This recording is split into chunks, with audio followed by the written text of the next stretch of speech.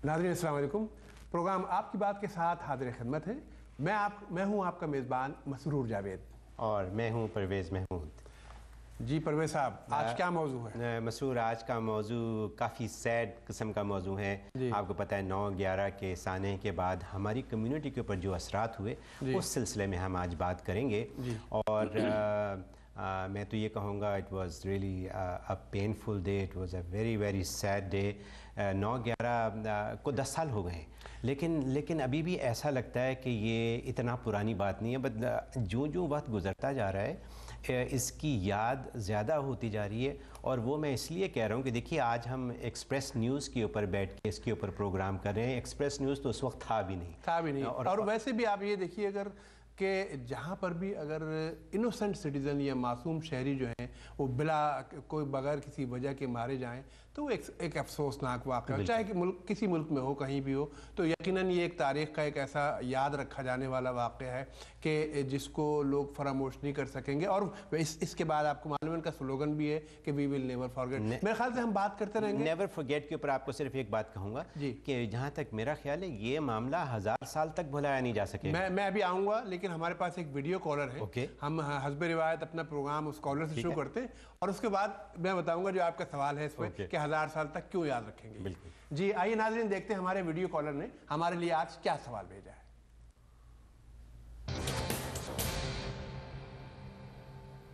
मेरा नाम बाज़ा रूही है और मैं यहाँ पे अकाउंटेंट हूँ। टैक्स एंड अकाउंटिंग की मेरी प्रैक्टिस है और मैं ह्यूमन राइट एक्टिविस्ट भी हूँ, एक NGO भी रन कर रही हूँ।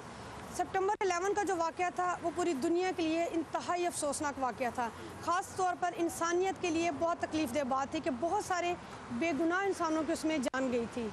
सितंबर 11 के वाक़े में कोई पाकिस्तानी मुलविस नहीं था, किसी पाकिस्तानी का नाम नहीं आया। लेकिन अफसोस से मुझे ये कहना पड़ा कि यहाँ पे पाकिस्तानियों को बहुत सारी मुश्किलात का सामना करना पड़ा। आप जो कोनी आइलैंड देख रहे होंगे, ये एक ज़माने में इतना आबाद था कि यहाँ पाँव रखने की जगह नहीं होती थी। लोग अपनी फैमिलीज़ के साथ शाम को बच्चों को लेके इस तरह निकलते थे जैसे मरी के माल रोड पे यहाँ घूमने आए हुए हैं। लेकिन उस वाक़े के बाद ये इलाका सारा उजाड़ हो गया है, क्योंकि आए दिन कोई ना कोई इस इलाके में रेड हो रही होती थी। कुछ लोगों को यहाँ से निकाल दिया गया, कुछ लोग खौफ के मारे यहाँ से निकल गए। आपके प्रोग्राम के तवज्जुह से मेरा ये सवाल है कि हम आइंदा अल्लाह ना करे कि कभी कोई ऐसा वाक़या हो, अगर खुदा ना खासा इस किस्म के हालात आते हैं, कोई वाक़या होता है, तो हम पाकिस्तानी अपने पाकिस्तान का और अपने इमेज को किस तरह से बेहतर करें, किस तरह से इन हालात का मुकाबला करें। जी परवेज़, बात यह है कि बाज़ा रूही का सवाल एक दर्दमंद पाकिस्तानी का सवाल था। और बात यह है कि इनकी बात बिल्कुल सही है कि उससे जहाँ पर ज़्यादा पाकिस्तानी रहते थे वहाँ पर तकरीबन 10 साल के अंदर इमिग्रेशन जो डिपार्टमेंट है यहाँ का, उसकी ऑफिशियल रिपोर्ट है कि 100,000 से ज़्यादा पाकिस्तानियों को यहाँ से डिपोर्ट किया जा चुका है। पाकिस्तानियों को सिर्फ कोनी आइलैंड एवेन्यू के इलाके से नहीं, पूरे अमेरिका। अच्छा, आपने जैसे फरमाया था कि लोग 1000 साल तक याद रखें। देखिए 1945 में जब दूसरी जंग अजीम हुई तो पर्ल हार्बर पर जापानियों ने हमला किया और उसमें महज से 150-200 के करीब अमेरिकन जो थे या चंद सौ के करीब मारे गए थे। और उसको ये 50 साल तक अपने मीडिया पर तमाम प्रोग्राम्स में हमेशा दिखाते थे बमबारी। और उसके इंतकाम में उन्होंने क्या किया कि हिरोशिमा और नागासाकी पर एटम बम गिराए। ये एक अफसोसनाक वाक़या था। यहाँ पर 3000 लोग मारे गए हैं और ये एक इतनी बड़ी तादाद है अमेरिकन की कि इसको वो इसीलिए कहते हैं कि वी विल नेवर फॉरगेट। आप यूँ सोचिए ना कि आप सुबह उठ के घर से काम पे जाएं जी, किसी का बाप, किसी का बेटा, किसी की बहन, किसी की बीवी काम पे जाएं और थोड़ी ही देर में एक ऐसी चीज़ हो जाए जो कि कोई सोच भी ना सकता हो। ये मतलब इतना सैड हुआ। और क्योंकि ये कम्युनिटी के ऊपर बातें हो रही हैं, हमारी कॉल्स आनी शुरू हो गई हैं, तो कॉल लेते हैं। मेरा ख्याल खालिद अवान साहब लाइन पे हैं। जी हेलो, जी फरमाइए। जी अस्सलाम वालेकुम परवेज़ महमूद साहब। वालेकुम सलाम। हजूर, बहुत अच्छा आपने टॉपिक ये चुना है आज। ये तो वसीयत पाकिस्तानी कौम, हमें नुकसान तो हुआ, इसमें कोई शक नहीं है, लेकिन हमें क्या करना चाहिए इसका अजाला करने के लिए। ये तो मैसेज उनको भी पता चल गया है कि हम पाकिस्तानी इसमें मुलव्वस नहीं थे, क्योंकि इस मुल्क में हम अपनी चॉइस से आए हैं, अपनी मर्जी से हमने इस मुल्क की शरीयत ली है। अब हमें भी इस मुल्क में रहते हुए ये बात को प्रूव करना पड़ेगा कि हर दुख दर्द में हम अपने इस मुल्क के साथ जिसकी शरीयत हमने हासिल की है, हम इसके साथ हैं। Burden is on us now. इसके लिए हम क्या कर सकते हैं?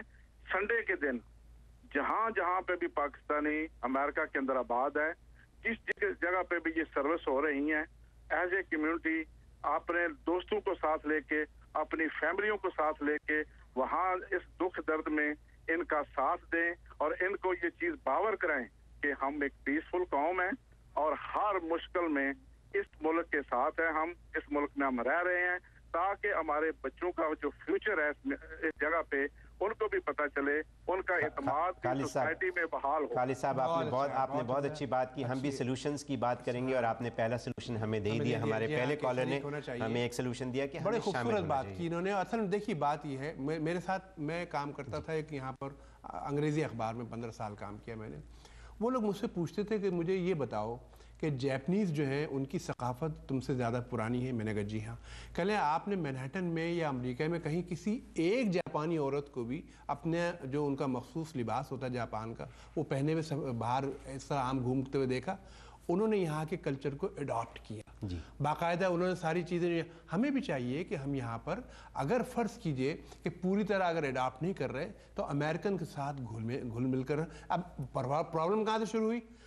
पाकिस्तानी इन्वॉल्व नहीं थे इसमें, सब जानते हैं, लेकिन इसके बावजूद जब फैसल शहजाद मैनहट्टन में उनकी जो कार बॉम्बिंग थी उसके इल्जाम में पकड़ गए तो ब्लेम शिफ्ट हो गया पाकिस्तान। हालांकि पाकिस्तानी इसमें नहीं है, पाकिस्तानियों का नाम नहीं है, साबित हो चुका है। जो 19 लोग थे उन जहाज़ों में वो उनके नाम मुसलमानों वाले थे, पाकिस्तानी नहीं थे वो लोग, और पता नहीं वल्लाह आलम कौन लोग थे। बहरहाल अब देखिए ये कौम जो है बदल गई है, अमेरिका बदल चुका है। यहाँ पे जो अरे साहब मैं तो कहूँगा 9/11 के वाक़े बाद अमेरिका नहीं पूरी दुनिया बदल, अमेरिका ने दुनिया को बदल दिया, अमेरिका की वजह से दुनिया बदल गई।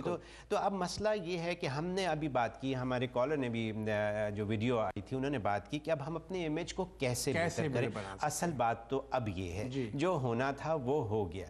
अब बात यह है कि हम how to get out of it and how to make the best of it and how to mingle with Americans, how to make them believe that सारे मुसलमान ऐसे नहीं होते हैं, क्योंकि इस्लाम का नाम बदनाम हो रहा है। देखिए बात ये परवेज, आपने देखा होगा कि यहाँ पर मज़हब का गवर्नमेंट से या आम जिंदगी से कोई ताल्लुक़ नहीं, उसको आपकी प्राइवेट प्रैक्टिस के तौर पर रखा हुआ है। हम लोग हर चीज़ में मज़हब शामिल करते हैं जो कि गलत है। आप अगर घर में नमाज़ पढ़ रहे हैं या यहाँ पर आप 5th एवेन्यू पे देखिए ना कि मुहर्रम के जुलूस निकलते हैं, रबीउल अव्वल, सभी कुछ होता है, हर चीज़ की इजाज़त है, कभी हर चीज़ की इजाज़त है। कोई मस्जिदें जगह जगह पे मस्जिदें बन रही हैं, वहाँ ग्राउंड जीरो के साथ ही मस्जिद 3000 मस्जिदें हैं उसी ग्राउंड जीरो पे जहाँ पे बिल्डिंग गिरी है। तो मैं समझता हूँ कि अब हमें हमारा ये फर्ज बनता है। अब्बास साहब हैं न्यू जर्सी से, उनसे भी बात करें। जी बिल्कुल अब्बास साहब, आप ऑन एयर हैं, फरमाइए। अब्बास साहब वालेकुम सलाम। जी बस इस प्रोग्राम के तवज्जुह से मैं सिर्फ यही मेंशन करना था जो कि बेसिकली जो 9/11 की जो कॉन्सिक्वेंसेस हुए जी, उस पर्सपेक्टिव से आई थिंक पाकिस्तानियों हमें ज्यादा काम बनाना चाहिए, क्योंकि हमें ज्यादा नुकसान हुआ है जी। ना सिर्फ ये कि उसके जवाब में जो वॉर हुई है जी, पाकिस्तान में मतलब इतने बेगुनाह लोग शहीद हुए और जो हमारी इकॉनमी और सब जो तबाह हुई, उसके अलावा यहाँ पर रहते हुए आप रियलाइज करते हो कि आप इवन जो आपके कॉन्स्टिट्यूशनल राइट्स हैं यहाँ पर, जैसे रिलीजियस फ्रीडम है, ठीक है, और इस तरह के इवन पॉलिटिकल फ्रीडम, मतलब आप मस्जिद जाते हुए डरते हो, राइट। आप फोरम पे देखते हो लोग पॉलिटिकल किसी एस्पेक्ट पे कमेंट्स दे रहे होते हैं, लेकिन आप डरते हो ये कहते हो कि कहीं FBI मॉनिटर ना कर रही हो या इस तरह के कुछ आप मसले में फंस ना जाओ। अब्बास साहब बात आपकी किसी हद तक दुरुस्त भी है, लेकिन मैं फिर भी ये कहूँगा कि अमेरिका में ऐसा नहीं है कि हम मस्जिदों में ना जा सकें या हमारे वहाँ पे कोई इशू हो।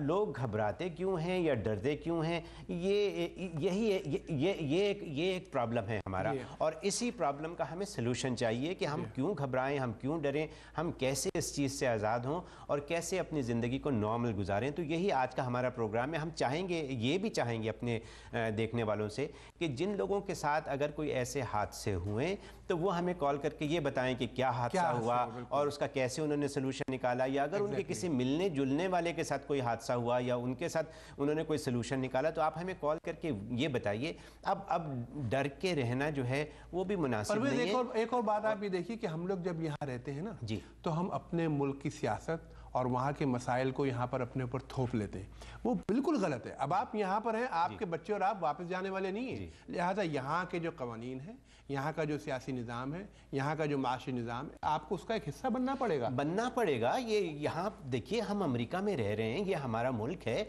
हमारे बच्चे यहाँ से वापस जाने वाले नहीं हैं। और सोचिए उनके बच्चे बिल्कुल ही वापस जाने वाले नहीं। तो हमें तो यहाँ पे रहना है, ये हमारा मुल्क है, और ये जो कुछ हुआ ये हमारे साथ हुआ, यूँ सोचना चाहिए। अमेरिकनों के साथ नहीं हुआ, अमेरिका के साथ नहीं हुआ, ये हमारे साथ। खासतौर पे हम न्यूयॉर्क में रहने वाले हैं, मैं और आप, तो हमको तो ज़्यादा असर हुआ। हम शायद बात भी कर सकें बाद में कि हम लोग कहाँ थे उस वक्त।